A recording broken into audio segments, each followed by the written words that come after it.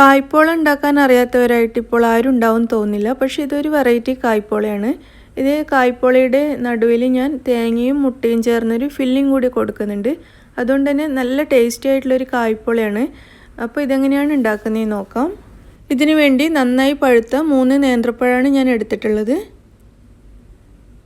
ഇനി ഈ പഴം നമുക്ക് നീളത്തിൽ കട്ട് ചെയ്തെടുക്കാം.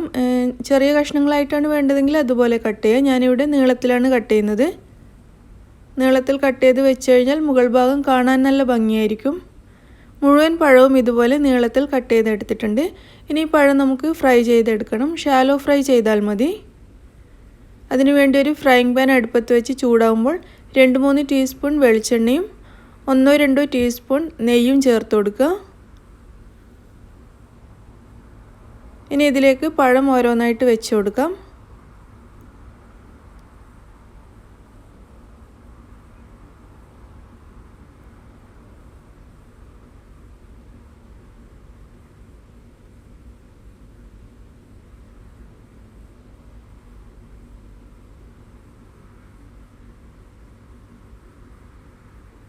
മുഴുവൻ പഴവും വെച്ച് കൊടുത്തിട്ടുണ്ട്.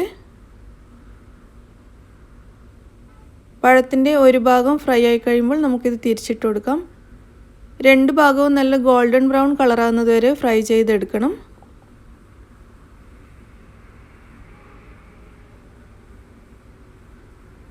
നന്നായിട്ട് ഫ്രൈ ആവാത്ത ഭാഗം ഉണ്ടെങ്കിൽ വീണ്ടും തിരിച്ചിട്ട് കൊടുക്കുക. ഇതിപ്പോൾ 2 ഭാഗവും നന്നായി ഫ്രൈ ആയിട്ടുണ്ട്. നമുക്കിത് പ്ലേറ്റിലേക്ക് മാറ്റാം.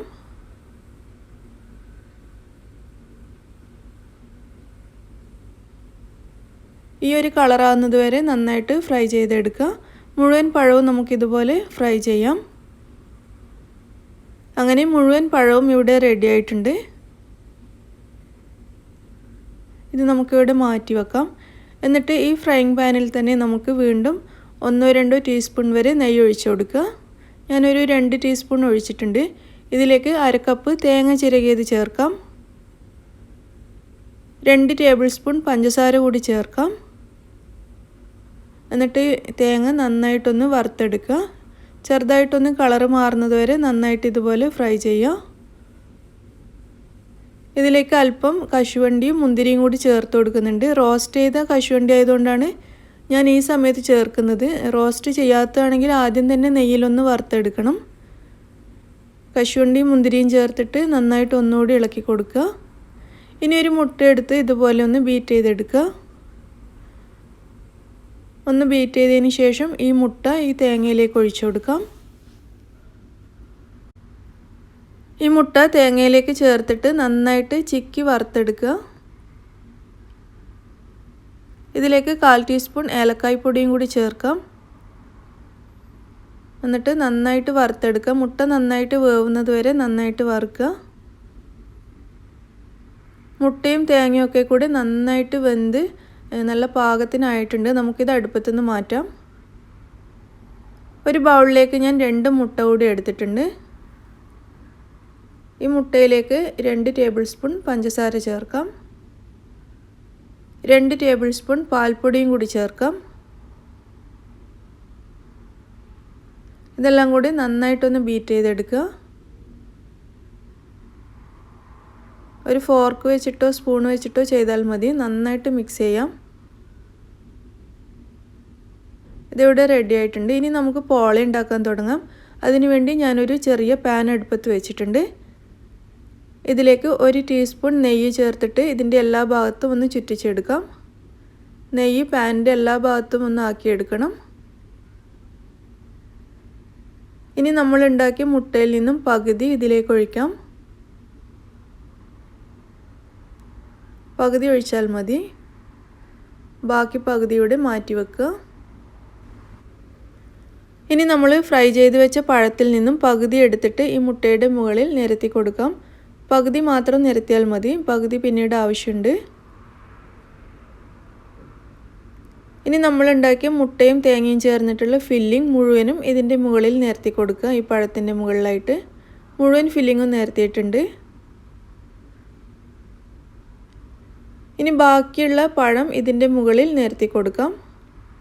നമ്മൾ മാറ്റി വെച്ച പകുതി പഴം മുഴുവനായിട്ട് ഇതിൻ്റെ മുകളിൽ നിരത്തി കൊടുക്കുക.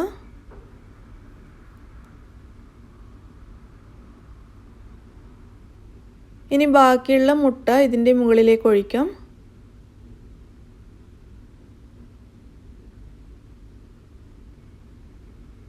എല്ലാ ഭാഗത്തും ഒഴിച്ചു കൊടുക്കുക. മുട്ട എല്ലാ ഭാഗത്തും ഒരുപോലെ ഒഴിച്ചതിന് ശേഷം ഒരു സ്പൂൺ വെച്ച് ഒന്ന് നിരത്തി കൊടുക്കുക. പഴം പരസ്പരം ഒട്ടി നിൽക്കുന്ന രീതിയിൽ മുട്ട എല്ലാ ഭാഗത്തും എത്തണം.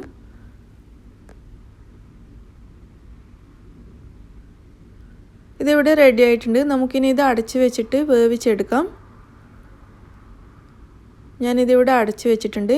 ഇനി പാത്രത്തിൻ്റെ അടിയിൽ നമുക്ക് ഒരു പഴയ പാത്രത്തിൻ്റെ മൂടിയോ അല്ലെങ്കിൽ പഴയ ഫ്രൈങ് പാനോ മറ്റോ വെച്ച് കൊടുക്കാം.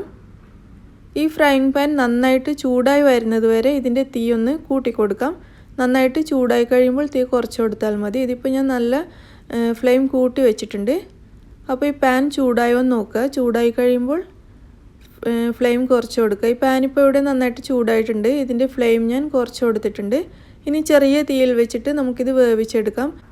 ലോ ഫ്ലെയിമിൽ വെച്ചാൽ ഒരു 15 മിനിറ്റെങ്കിലും എടുക്കും ഈ പോള നന്നായിട്ട് വെന്ത് വരാൻ വേണ്ടിയിട്ട്. അത്രയും സമയം നമുക്ക് വെയിറ്റ് ചെയ്യാം. ഏകദേശം 15 മിനിറ്റ് ആയിട്ടുണ്ട്. പോള അടുപ്പത്തേക്ക് മാറ്റിയിട്ട് നമുക്കിത് തുറന്ന് നോക്കാം. പോള നന്നായിട്ട് വെന്തിട്ടുണ്ട്. ഇനി ഇത് നമുക്ക് അടുപ്പത്തുനിന്ന് മാറ്റിയിട്ട് തണുക്കാൻ വെക്കാം. ഇതിവിടെ തണുക്കാൻ വേണ്ടി മാറ്റി വെച്ചിട്ടുണ്ട്. തണുത്തതിന് ശേഷം നമുക്കിത് പ്ലേറ്റിലേക്ക് മാറ്റാം.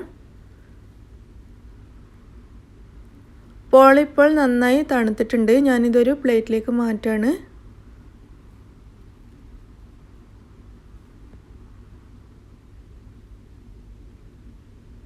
ഇതിൻ്റെ അടിഭാഗം നല്ലൊരു ഗോൾഡൻ ബ്രൗൺ കളറിലാണ് ഇരിക്കുന്നത്. അപ്പോൾ നമുക്കിത് പ്ലേറ്റിൽ വെച്ചിട്ട് കട്ട് ചെയ്തെടുക്കാം.